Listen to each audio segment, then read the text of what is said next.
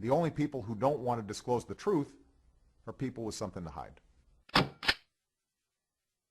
Now, let me ask you this. Give us very quickly, because I want to get to the Florida gun laws and gun laws across the nation and the Zimmerman case and a really important point that you're making on Coast to Coast Radio that I want our listeners to hear. But before we get to that, give us the very latest update on the Obama fraud case and Sheriff Arpaio's. Now he's inserting himself into this in a big way. Tell us about it.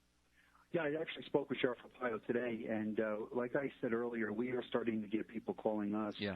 And the sheriff himself now is working the phones.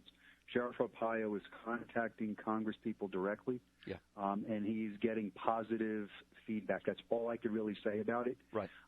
But Sheriff Arpaio is taking that time to make those inroads, and I think we're going to see a lot more zeal with this in the coming months. I agree, Mike. I mean, you have sat down in several congressmen's offices at their request, shown them this information, talked to them.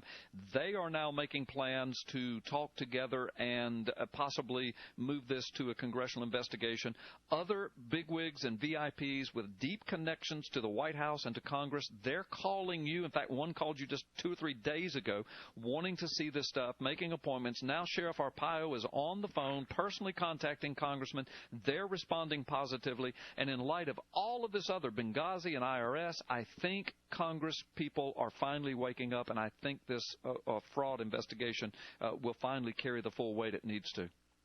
I think they're going to have to at some point take a look at it. Somebody is going to have to take a look at this. Yeah, I agree. It's just too huge. It's just too huge. All right, let's get back to the Zimmerman case.